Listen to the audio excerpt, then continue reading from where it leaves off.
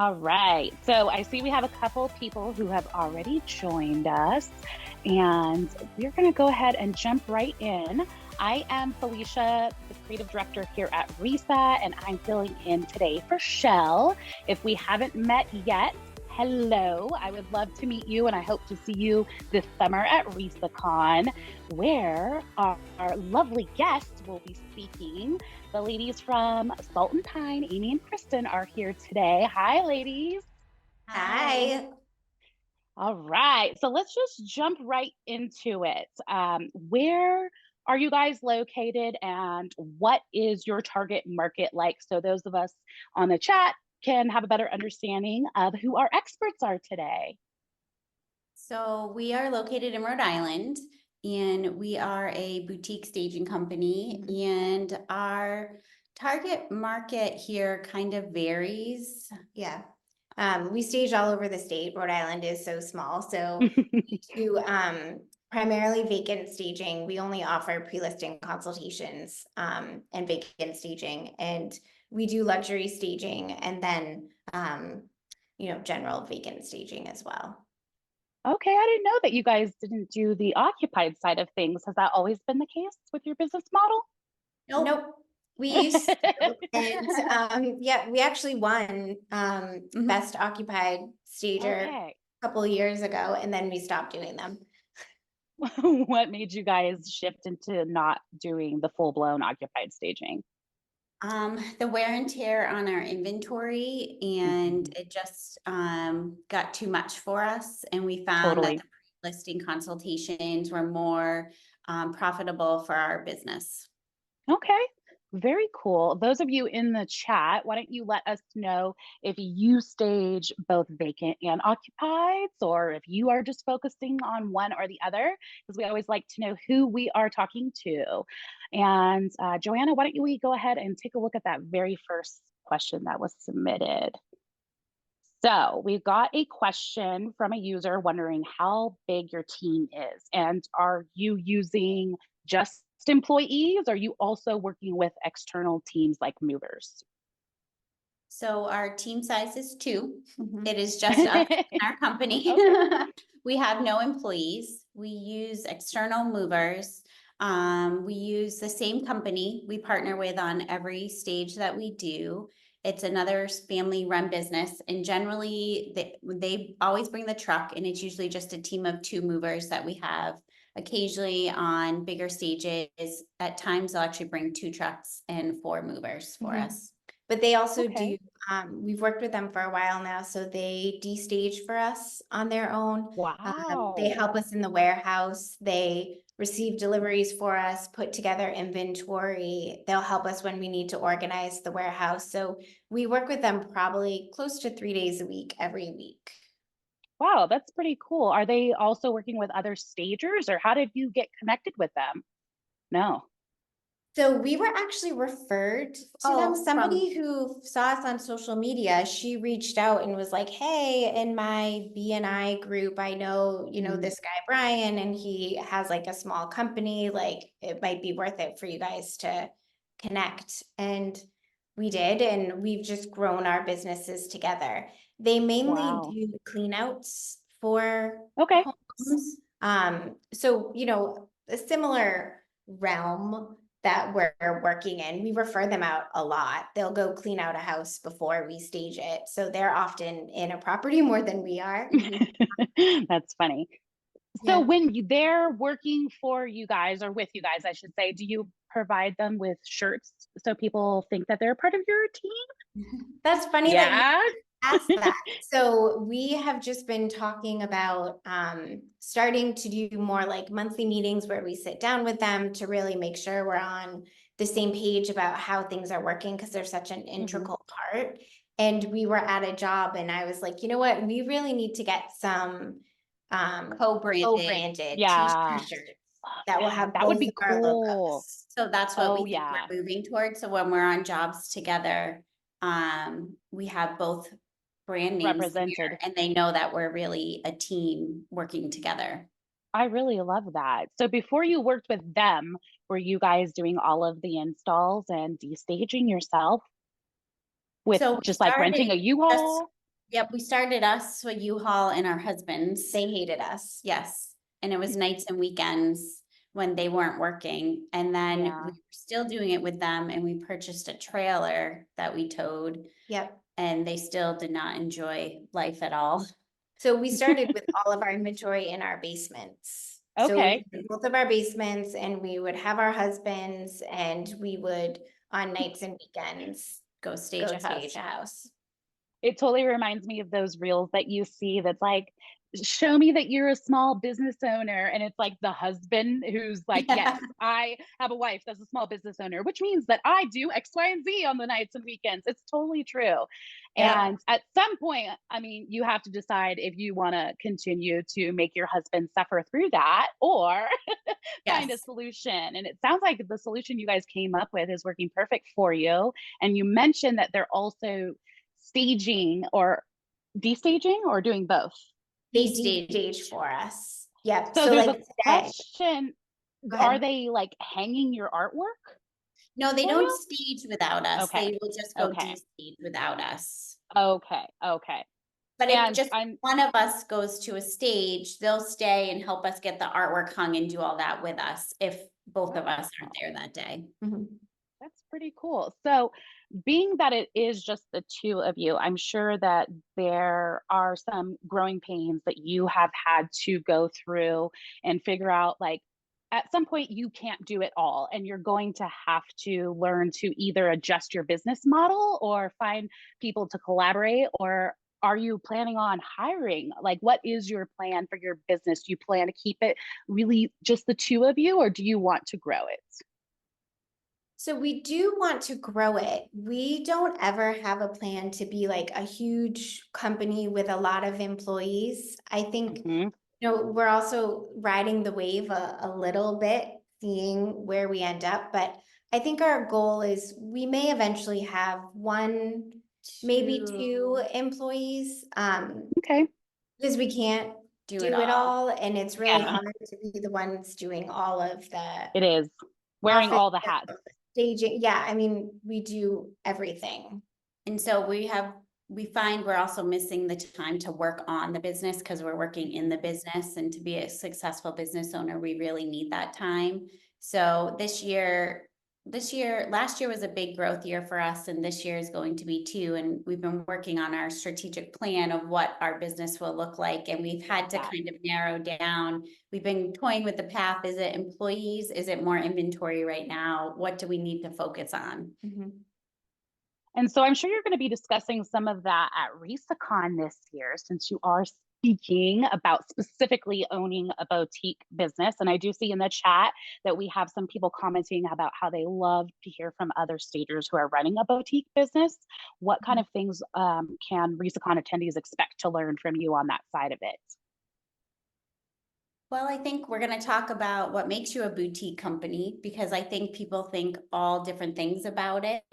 And I think we're going to talk about how to make yourself stand out in your market as a boutique company. Yep. Very cool. So if you haven't got your ticket yet, get to resaconvention.com so you can learn even more from Amy and Kristen because it's going to be fabulous. Let's go ahead and check out that next slide, Joanna. So we have somebody who said that they are a brand new agent, which I love that they are attending this webinar as a new agent, but they're wanting to know how they can introduce home staging to their clients. So how do you guys coach your real estate agents about talking with their clients about bringing in a home stager? What does that conversation look like to you? So I think the number one thing that we usually share with agents is that staging is marketing for your home. Mm-hmm. And as an agent, you want to position that property in the best possible position when it's entering the market. And that's all about the marketing that you're going to do. And so that starts with online photos, because that's how, the majority of potential buyers are shopping. And so you want to make sure that your home stands out, and staging is the way to do that. And we also, have them talk about how they partner with us. Like we're partners who work together, we're part of their team. Mm-hmm. So I their love that. marketing strategy for this property includes staging. So have you guys actually sat down with your key agents and kind of discussed that, what that conversation looks like, or have they just already been educated on staging and know what to say? I think with our key agents, it's actually been organic through our Yeah, relationship together. It started on one property, and then as that relationship grew, the way it's presented to their clients, it's just become part of their presentation. I love that. Recently, it's been wonderful. We've actually had agents call and ask. Even today, we had an agent call and was asking questions on how to present this to our clients and what to do. So I think the fact that agents are starting to really call and ask, how do I present this to my clients, is wonderful. Definitely. And for those of you who are in the chat or maybe watching the replay, if you're looking for a tool that you can give to agents, we do have our roadmap. Or sorry, not the roadmap to starting a staging business. We have the consumer's guide to real estate staging. And it is, I think it's about a 20-page document, and you can download it and give it away, put it as a lead magnet. It has a checklist. It goes over how to hire a professional stager, what to expect at a consultation. Because I feel I've actually had some friends recently who have sold their homes, and even though they know I work in the staging industry, they don't quite understand the process of staging. And I've literally in the last year had 3 different people say, like, what can I expect when I work with a stager? My agent said I need a stager. Like, what does that look like? And sending them something like this is super helpful to educate the consumer about what to expect. And I feel like if you can give that to your agent, they would be like, thank you so much. Thank you. I don't have to create a marketing piece. But do you guys have a marketing piece that you've provided your agents to give to their sellers, or We have do you not have, gotten that far yet? some Okay. that we do provide when they're asking for it. And you made me think of, I think one of the other really important things for agents is to make sure you're partnering with professional home stagers. Mm-hmm. You want to look in the RESA directory. You want to make sure that they are certified, and that so you can present to your clients that these are professionals. Yes. And that they're working with a contract and insurance. And if Yes. they're not, that could be a red flag. Definitely. So if you are a new agent and you want to offer your clients staging, I think that that's awesome. I think that you are doing yourself an injustice if you don't, because you're often working with their biggest assets. And if you're not doing everything that you can to show it in its best possible light, I don't know. Seems like you could get in a little trouble maybe for that. And You one know? thing too, I feel like that really helped us is when we do pre-listing consultations, and the agents go through that process with us and the homeowners, they hear the things Mhm. that we say to homeowners and, the verbiage that we're using with them. Yes. And they're like, oh my gosh, you said that so much better. And it also Mhm. helped open up the conversation of how they can present, staging to their clients. Definitely. It's funny. I don't know if you guys sat in Tracy Melendi's session last summer, but she actually has agents who pay her to take a class at her warehouse where she teaches them on how to sell staging. And it's Yep. like, what? You're getting people to pay you for that? That's freaking amazing. It is a So if great you idea. yeah, it is. If any of you have access to last year's RESACon sessions, definitely check that one out, because it has lots of really interesting ways that you can present staging to your agents and teach them to teach their clients. All right, let's look at the next one, Joanna. All right. So what key steps did you take in your staging business to foster growth? We have somebody who submitted a question who's been in the business for about 5 years, and they're at a point where they're ready to grow.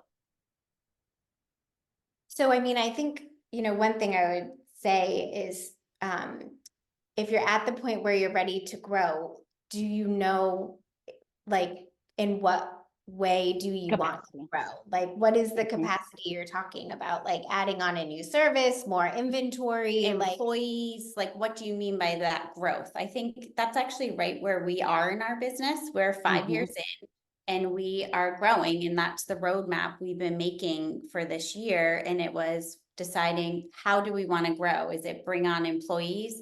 Is it add inventory because we want to grow the number of stages we do? What is the capacity that the two of us can handle to do more? So I think you have to know how you want to grow. But I think that some of the key steps that we did to foster our growth is we were really thoughtful and intentional about our marketing and our branding to help get Salt and Pine out there. And, Yes. you know, people hire us, I think, because of our brand, but also attending RaceCon was huge. We went for the first time two years ago. Was it the first one after COVID that you went to when we were at the Hilton? You were at the other. Yep, that was the okay. first. Yep. You were at the other place. Yeah. So Yes, for those we of you went listening in, we did have to go after COVID to the Hilton, and it wasn't the beautiful M Resort, but It was cozier. we're back. Yeah, we're back at the M Resort, and it's modern and beautiful, and we love it.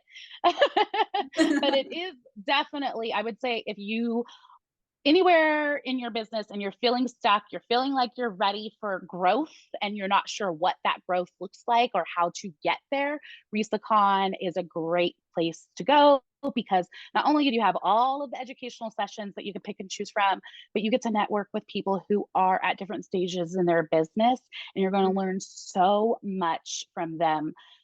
Really, it's that I feel like could be one of the biggest game changers if you are stuck and looking for where do I go from here. So again, if you haven't registered, connecting with colleagues, like that was huge for us. Like for so many years, we felt like alone in what we were doing. And then once we put ourselves out there, and there's a huge network of people there just to support and help you, which was wonderful. Yeah. I think and it's nice to know you're not at it alone, because it is kind of a lonely industry. You don't hear of a home staging business on every corner, you know, they're not everywhere. So to find a community of people that get what that business is, and I don't know, it's magical. It really is. And the best way I could describe it.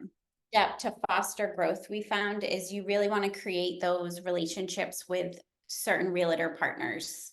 You want to find those realtors to partner with, and they are going to be the ones who are going to just embrace you and help you grow.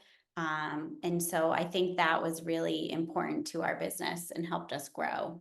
We worked really hard, like I said, with our marketing and our branding, and we Instagram is like the best for us. It is. I think you really have to find out, you know, what is the social media in your area that the agents are on that you want to work with.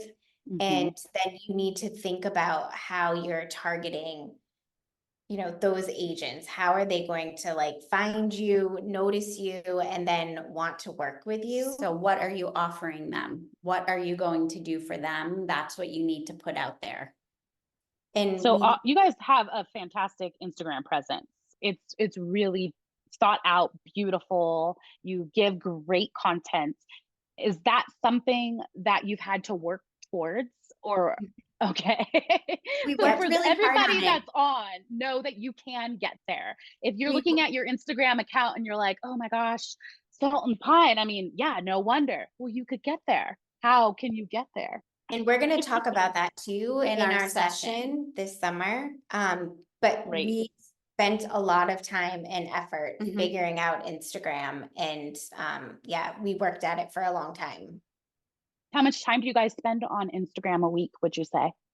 Now, not much. No. Because now it's easy. Like once you kind of figure out how to make it work for you, it's easy now. But we used to spend, I feel like, hours a week while we were really working on figuring out how to make it work for us. Right. Definitely. And because it's the two of us, the way that we handle social media is we alternate weeks. So 1 week it's my week, the next week it's Kristen's week. Perfect. And in the beginning, we really like followed, like we would sit down and we would map out like our Instagram grid. So we knew exactly impressive we're supposed to be posting. And it stayed consistent no matter who was doing it. And I think that was really key. And then once you're into your groove, now we're much more lax about it, but we can keep the same look and aesthetic and get the same information out there because it's easier to us now. And how much engagement are you guys spending? Like commenting on other agents and local businesses? Are you doing that often? Not as much as we should. And I think it ebbs and flows with how busy we are. I think some weeks put a lot more into social media, and then other weeks, if we're kind of quiet on there, we're really busy. I've noticed that even because I run the RESA Instagram account, it's like, it's award season right now. So me and Joanna are swamped with award stuff. And I'm like, oh gosh, I got to get back on there. I got to engage with people. And when you're not doing it, you really do notice your posts aren't showing up as much. You're not getting as much feedback. So, I mean, if you can make the time to do it, it makes a difference. But it's hard when you're doing it all on your own. Yes. But it does sound like it's been super helpful for you. So for those of you who are wondering what you could do that doesn't cost a lot of money, but maybe just a little bit more time, Instagram, social media, stuff like that is a really good way to spend your marketing time. All right, let's take a look at the next slide, Joanna. All right, what would you say was the hardest part about starting your own businesses, and what challenge did you face? I think the hardest part was we didn't know what we didn't know. Like we were like, hey, we're gonna do this thing, and okay. So we were like, the staging part is, that's like the easy part. We didn't really know like all the business stuff. And neither one of us came from a business background. So that has been a steep learning curve for us. And I think I wish we had known earlier to surround yourself with the right people who can help you with what you don't know. And that is a really good point. As we're starting to surround ourselves with the right people, things are falling into place so much easier.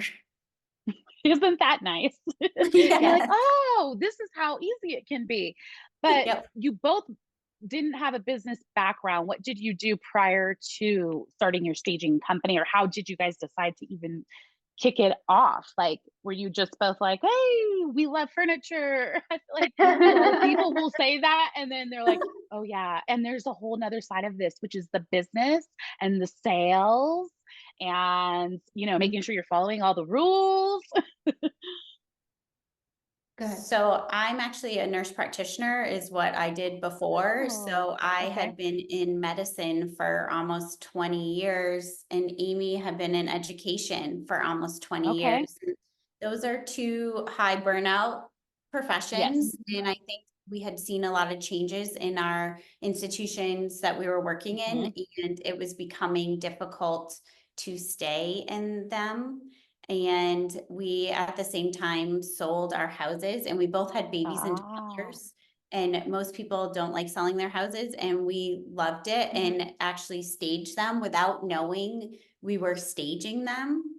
And we moved into our new houses, and technology now or whatever it was, somehow, whatever I was searching around on the computer, something about home staging popped up and something about home staging classes. I just said, we'd be so good at this. And working together always sounded like a dream, and we were both unhappy.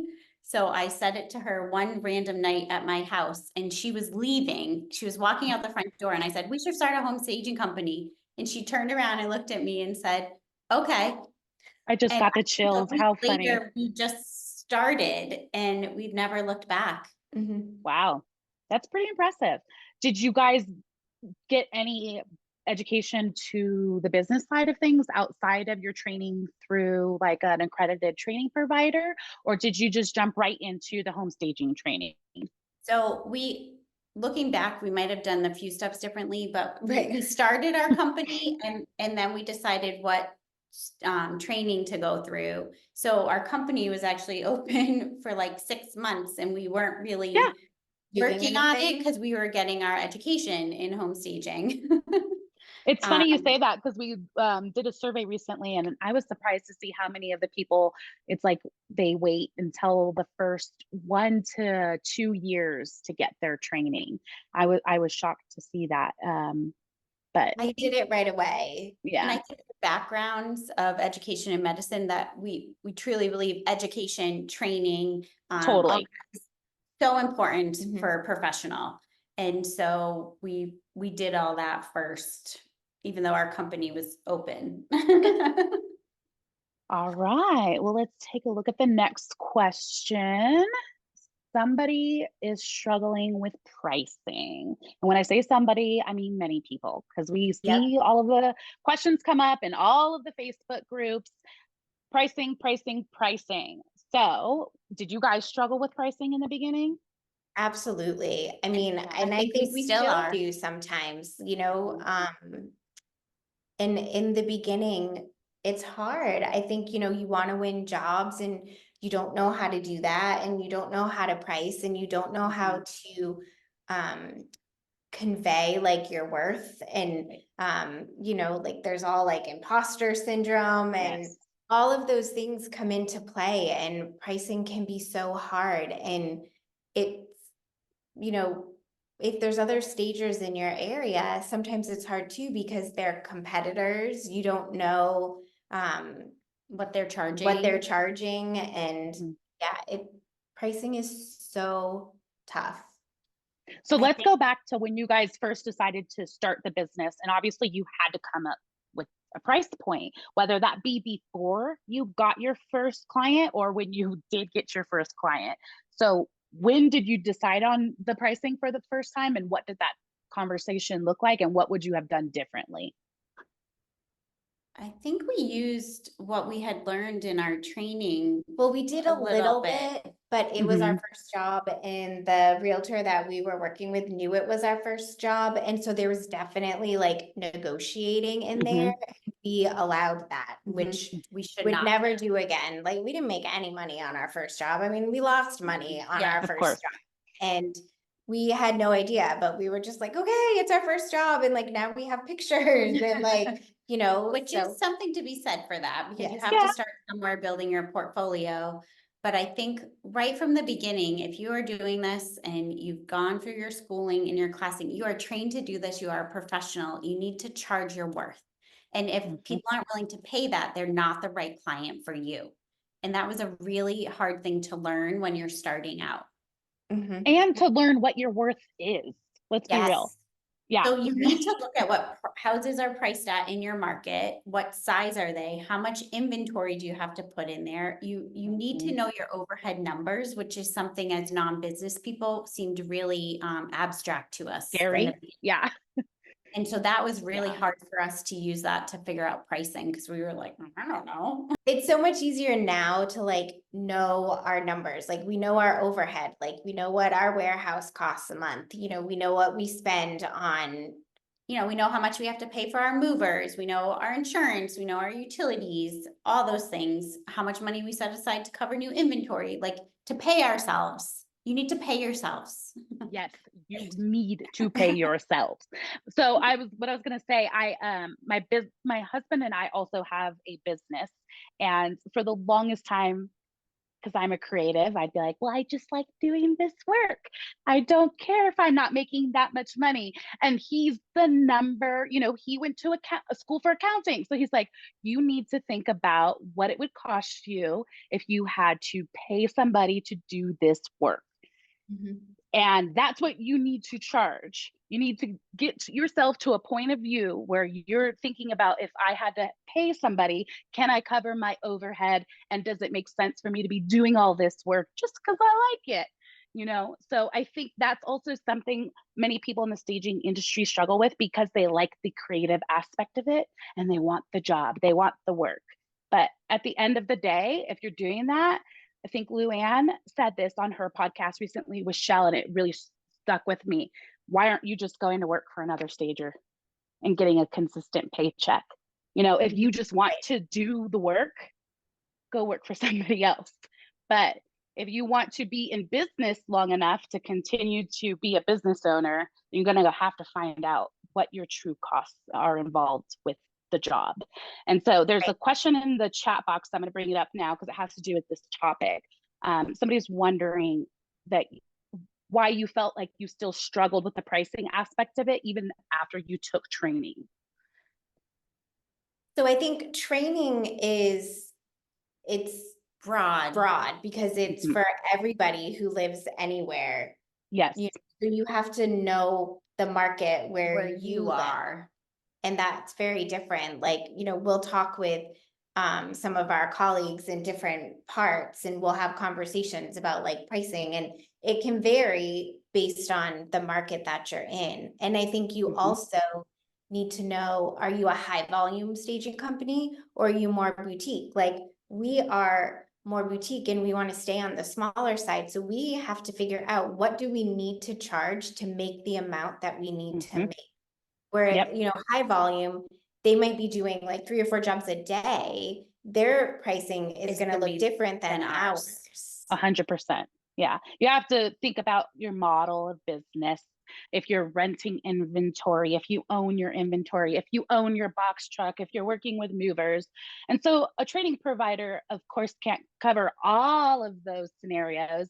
They're going to teach you about those scenarios, of course, but to say that they're going to be able to give you a formula that's going to work in every model for every business would be unrealistic. And I think that could be said for any business owner and not just in staging. You have to know your numbers, you have to know your market and what it will bear, and you have to know what you want to make and what your goals are for your business and price accordingly.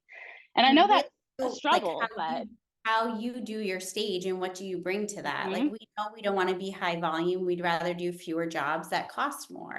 And we curate every single stage and how much time do you put into it? And you have to know all those things for what you're going to charge for a job. And we're much more confident with our pricing and knowing what we need to charge, but we're still growing too. And so we'll get to the point where, oh my gosh, we're like running out of inventory, but we're getting job inquiries. And so then it's, do we take this job and price it accordingly and figure out if we're going to grow, or do we say no? Like, I think like you're never going to get to the point, I don't think, where you're like, yep, I know pricing all the time. And it's because it's never going to stay. Every year, every few months, like you're evaluating and the market changes and our clients have evolved. We, price point of houses have evolved that we're staging from what we started in. And so you're always growing and learning, I think, in this job. How often are you ladies looking at your pricing to see if you're where you want to be with your profit?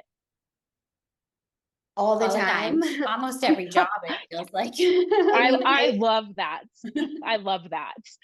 That's awesome. And that's how it should be done, because otherwise you could, 3 months into it, be looking and being like, oh my gosh, I didn't make anything. I've been working for free this whole time, or I've been working for minimum wage.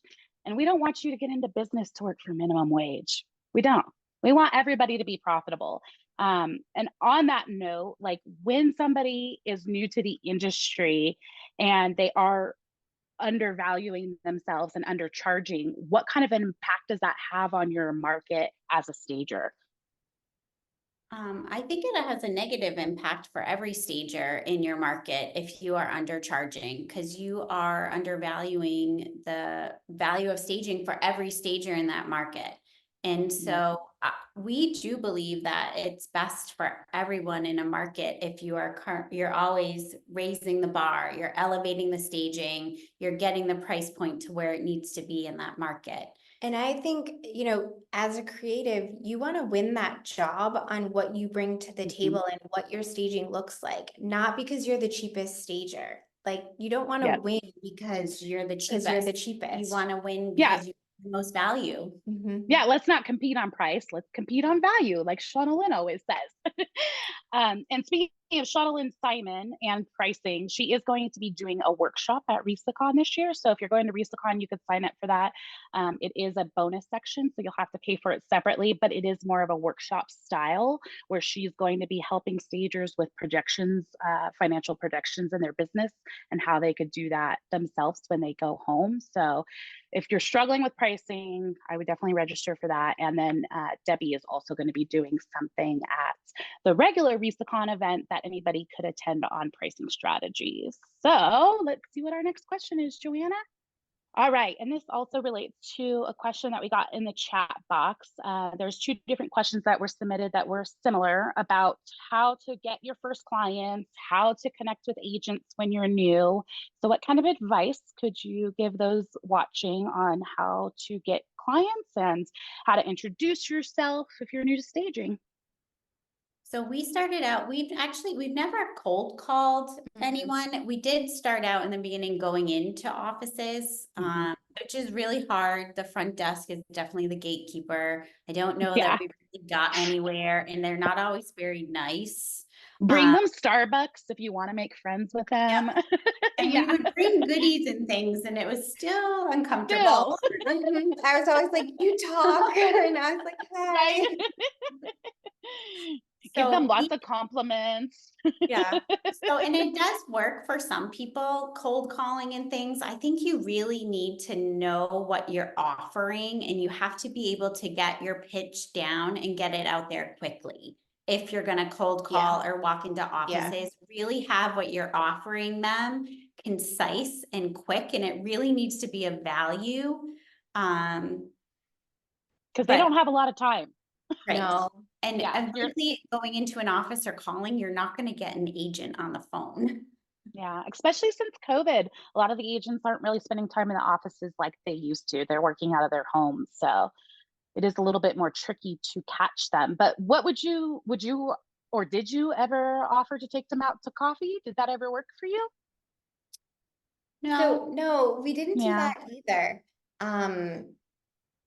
What really worked for us, I think, is we talked about our business a lot to everyone we knew. Right. So we made sure everybody that we were associated with knew about our business, had our business cards. And I mean, we got our first client because we went to the same hairstylist as our mom, and our hairstylist was one of our friends, and she had our cards. She knew what we were doing. Our mom had our cards, and my mom was getting her hair. Our mom was getting her haircut, and she was talking about us with our hairstylist, and an agent was getting her hair done right next to them. That's hilarious. Like, hey, and they gave her our card. And she called us, and that was our first job. So I worked in the beauty industry for quite some time, managing an award-winning salon and spa. And I will just say that if you make good friends with your hairdresser, they would be your best referrers. And I never thought about that until you said that. But everybody goes to their hairstylist to ask for a referral and to just talk about what's going on in their life. They know more about the people that sit in that chair than anybody else. So yeah, if you have any hairstylist friends, let them know about your business, because I'm sure you'll get a client that way. Your family and friends and the people in your life, they care about you and are passionate about what you want to do. And if they will talk about it to people they know, and that network actually gets really big.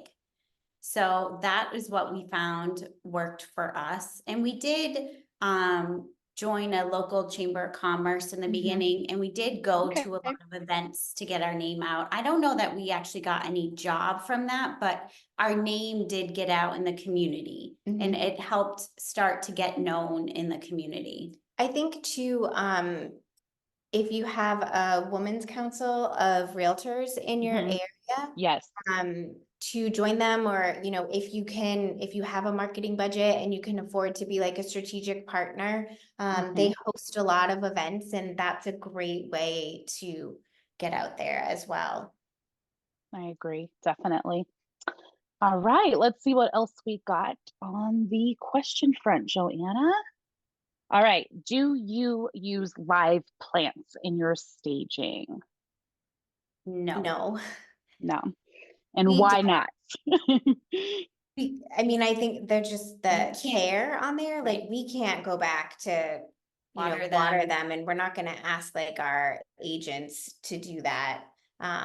So we would never put them in a home that we're staging. The only time that we've ever used anything live is if we're doing stage for a photo shoot. Like, we've done that for some Okay. architects or things where we're just staging for the photo shoot and we bring in, live things then. Mhm. I think because you want to be really careful, you want to make sure that they stay alive, because it would be terrible to have Mhm. showings and have dead plants around the house. That would not look great. And also, live plants No. need water.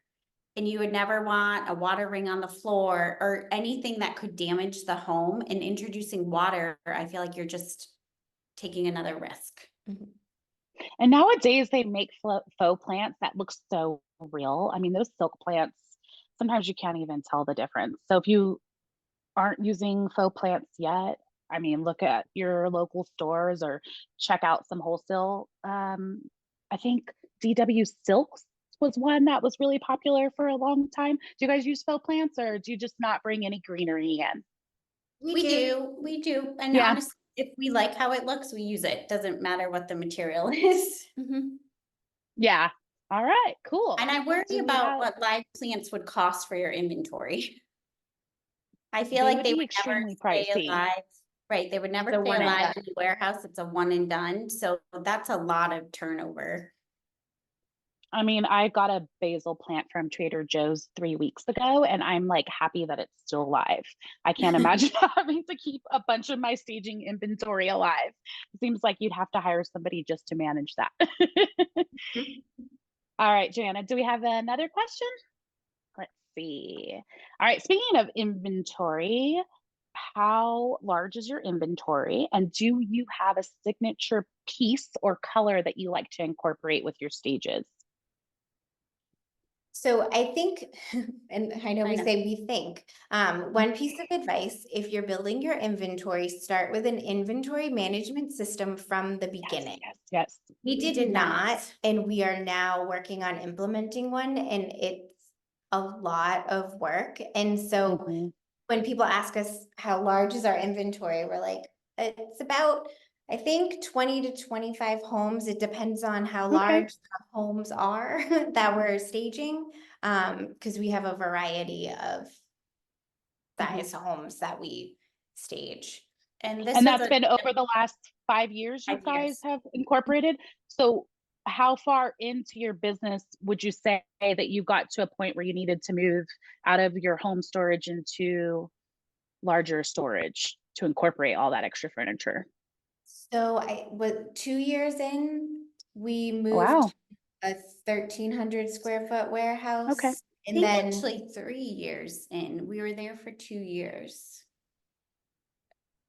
well, maybe 2 or 3 years in, we moved to like a 1,300 square foot warehouse. But then we just, 2 and years later, we moved. now we have 4,000 Again, square feet. Yeah.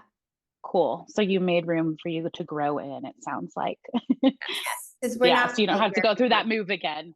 No, No. it was not great fun. No. Mhm. Not just as much fun as you're having doing all of your inventorying now Yeah. versus doing it from the get-go. The Mhm. same amount of fun. I've been there. We felt Not like fun. the inventory management was not a necessary expense when we started because everything was overwhelming. But hindsight, right? What we didn't know that yes, it's a necessary expense. On average, how much do you guys spend on your inventory program a month? I think it's like 50 something dollars a month that Oh yeah, that feels like a no-brainer to me. yes, right now. But in the beginning, like every It's little scary. thing, we're like, Oh no. yeah. And then you're like, oh, this is a tax write-off. Oh, this will help me be more efficient. Oh, I really need this, which you Mhm. don't know.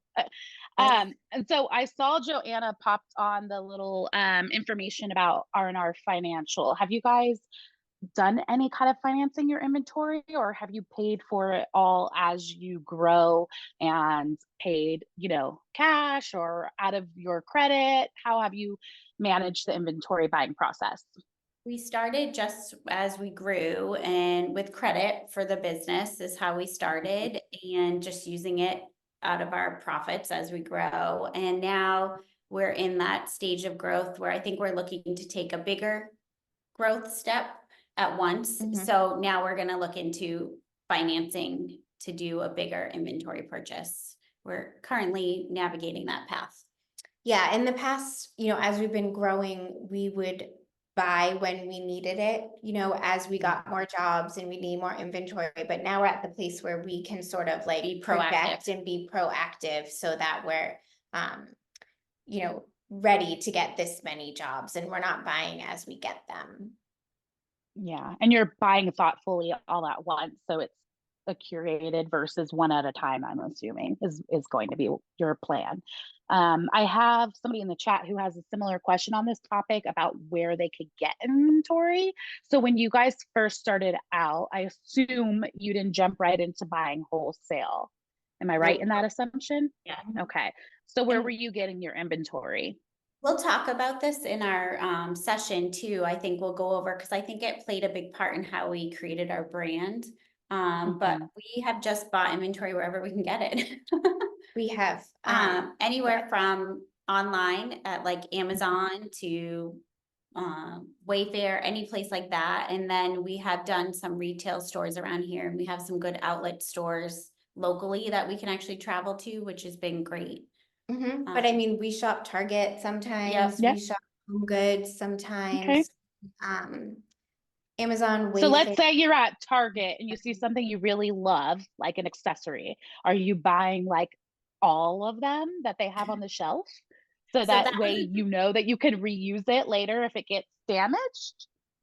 That's funny. You said that's my husband used to always yell at us, and he's like, don't buy one, buy four. Like, why are you just buying one? You know you're gonna need more. And we're like, we Yes. don't want to spend the money.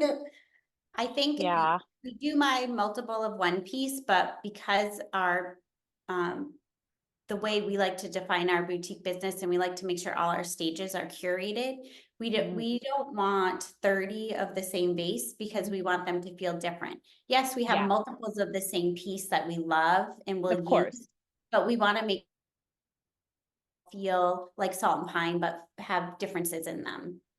Okay. I love that. And do you guys buy wholesale? We have actually never bought wholesale yet.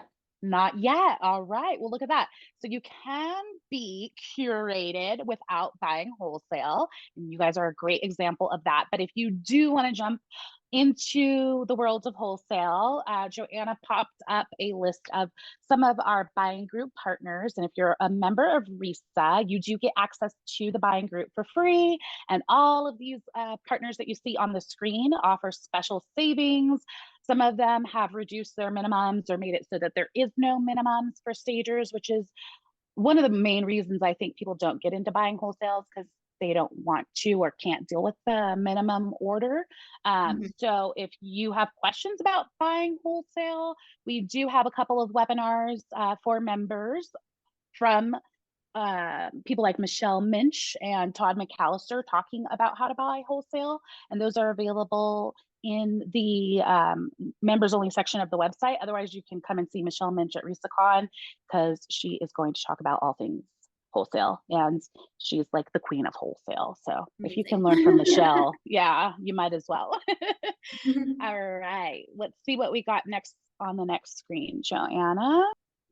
All right, so RESA accredited home staging education providers, if you are at a position where you haven't taken training yet, all of the providers that you see on the screen right now, RESA has vetted them, has gone through their courses and make sure that they're covering all of the necessary things that we think are important if you are starting a home staging business. So take a look at them. They're great. And I think we have a webinar from all of them within the last year if you want to get an idea of their training style. And we also have some approved training providers who do continuing education, which is more niche style training. So like Show Simply, they talk about consultations specifically. So if you decide that you want more education on consultations, check that out.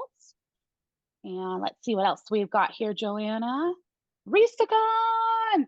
I know I talked about it a couple times today, but it's because I really do think it is so valuable to stagers, no matter what level of your career that you are at, for the networking, for the education, for getting together with your peers, for the award show. It's a fantastic time. And tickets won't be going up until July 15th. So get registered now at resaconvention.com. If you are a RESA member, it's only going to cost you $680. So we would love to see you there. And I'm taking a look here to see what kind of questions we have in the question and answer box. So somebody is wondering how the compensation is computed to movers that includes the installs, destage, and any labor. How it's compensated? So how do you, maybe how you price in the moving is how I'm taking that with your staging. Oh. And if I'm wrong in that, feel free to pop in the chat box for clarification, or you could raise your hand and come on camera or voice to let us know what you meant instead. So I think once, you know, obviously, because we partner with a company, so they told us their rates for us to work with them, what it will cost for them to bring the truck, and hourly per man. And so now we know that when we're pricing out jobs, so we can guess around what we're going to be paying them for that job. So we always have that in our head when we're doing a job. Yeah, and when, you know, we're pricing things out, we factor that in, like, oh, you know, this one, like, we should be done in like 3 hours. This one, like, they might be with us longer than that. And so then, Okay. you know, that's just part of our numbers that we know. So then we know like what we need to charge so that we're making what we need to make. Yeah. So if you're not working with a mover yet and you're wondering about how to include that into your pricing, just call and ask them what they would charge. Yep, You know, want to know just their get a hourly quote from them. rate, right? What Yeah. they are they renting a truck, bringing their own truck? Are they charging you for mileage and fuel? Because there's also that in there. So you want a whole breakdown of what it would cost, and then after you do a couple jobs together, you have an idea of how And that will affect your bottom line. We'll talk about how we figure that out in our session too, because I mean, these were the company that we partner with now was not our first company. Like we worked with other small moving companies. We tried big box moving companies, which are wicked expensive. You know, we tried a variety of things before we found them and established our relationship with them. I see that you have and I don't know how I missed this, but I see you have a RESA award back there behind you. Oh, yeah, I love that. You can't see them. Oh, the other ones. Black. Yes, I could. Oh, they're all Yeah, so beautiful. yeah. I love that. So we did open up award submissions last week. I don't know that I've seen anything from you ladies yet, but I know that I will. I'm sure. I'm usually last minute. Yeah. I'm usually last minute submitter. Everybody is a last minute submitter. I will tell you that. It gets to like the last 3 days and then it literally, we see like 20 times the entries. It's like, oh, there you all were. I have to say I'm very proud of myself this year though, because I actually have a folder with ones we are considering with before and afters already made. So I feel like I've been a little more proactive. You're ahead of the game. Yeah. So for those of you who haven't submitted for awards yet, I would definitely take the time to look at the categories. We do have categories for those who are newer to the industry, so you aren't competing with, you know, the Jason Pfaffs and the Todd McAllisters of the world. And everything is a blind vote.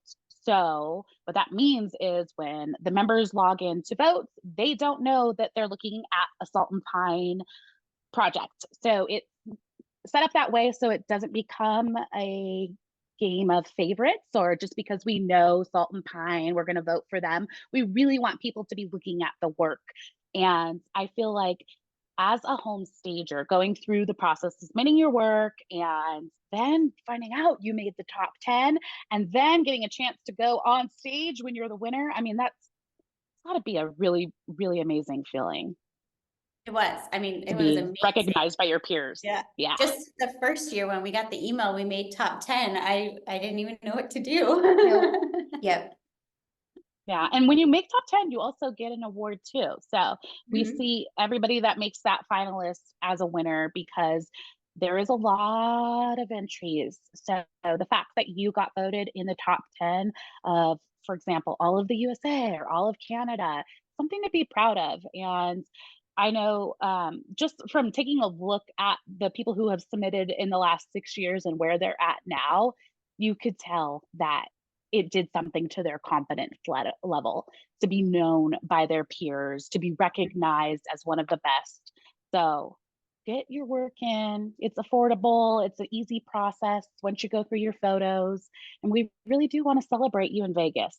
It's kind of our favorite part of the year is to celebrate everybody who enters their work and everybody who is in that room at RESACon because I mean, you guys are what makes us who we are. RESA was founded by members for members, and once a year we get to celebrate you in a big, big, big way. So don't miss out on being a part of the celebration. And I'm going to check here to see if we have any last minute questions.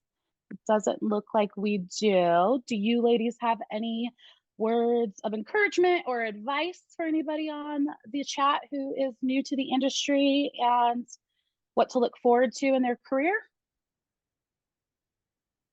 No, I mean, I think one thing I would say is I know it's hard to reach out to people in your market who are close to you, but like if you establish a relationship with other stagers, like through social media or something, like reach out to them and ask questions about like, hey, what do you charge where you are? Or, what does this look like where you are? Like it helps you gain perspective and understand like, the staging industry as a whole, I think. I don't know, does that make sense? Because it's hard to ask like your No, neighbor, I agree. like, hey, what do you charge? Yeah. But like somebody who's not a competitor or something, like, form a relationship with them. Like we have open conversations with colleagues all the time. Mm-hmm. And if you're not doing it, you should be. And don't be afraid, like you said, to start the conversations because everybody started somewhere. And almost everybody in this industry that I have met has been so willing to share their knowledge when somebody does ask. You just need to ask, show interest, ask, and make those connections because it really will be a game changer. Why go through the process of making all the mistakes yourself when you can learn from others? Whether that be in business or in life. And the staging community is so small and it isn't something that everybody understands. So you might have another friend who's in business in a different type of business. And even talking to them, they might not always get it. So having somebody on your side that's a stager, I think that makes a big difference. Mm-hmm. Okay. And Joanna's saying that the awards dinner is amazing. It's such a fun energy of the night. And she is so excited to see who wins this year. It's always and have a fun speech night. prepared because I feel like everybody who wins is always like, oh, I had no idea I was going to win. So, give yourself You some mean credit us? and Yeah. world. Her first Were speech was you, terrible. oh, Don't find I that can't imagine video. how terrifying that is. I'm a people person, but the idea of being put on the spot to be acknowledged for my work, it would feel good, but it would be also really scary, I think. Last year, we thought we were prepared. We made a plan on the plane in case we won. And then on her part, she couldn't do it. No, I don't like public speaking like that. Like right? I have to be speaking for Small. like a business purpose, not like Yes. for that and like the lights and I don't know. I was happy to just stand next to her. I'm like, no, you just keep talking. So now you guys just need to practice at home in your outfits and like do the whole thing. And then maybe you'll feel like, prepared for it because I'm sure you'll end up on the stage again. All right. So before we log off, I do see that Joanna has shared some of the upcoming professional development webinars that we have coming up for members. And look at that. Shaunalynn's going to be talking about profit planning. So for those of you who have questions about pricing, if I don't see you on that profit planning website, I'm going to be very, very disappointed because Shauna Lynn she is like a math genius, and she will give you all of the tools that you need to plan for a profitable business. And that'll be actually March 21st. So coming up. And with that being said, I'm going to go ahead and let you ladies go and enjoy the rest of your evening. And I can't wait to see you in July in Vegas. I know. We'll see you in a few months. I know it'll be here before we know it. All right, everybody. For those of you who are watching the replay, thank you so much for tuning in. And I just want to remind you that this webinar is made possible by all of the membership dues. So if you are not a member yet, but you are taking advantage of resources like this webinar, we would really appreciate it if you consider joining RESA. It's only $190 a year. So to get access to just the webinars for $190 a year, I think it's totally worth the value. But now we are also giving you contracts. You get a discount on RESACon, lots of goodies in the members only section of the website. So take care, ladies. Have a good night. Thank you. Good night. Bye.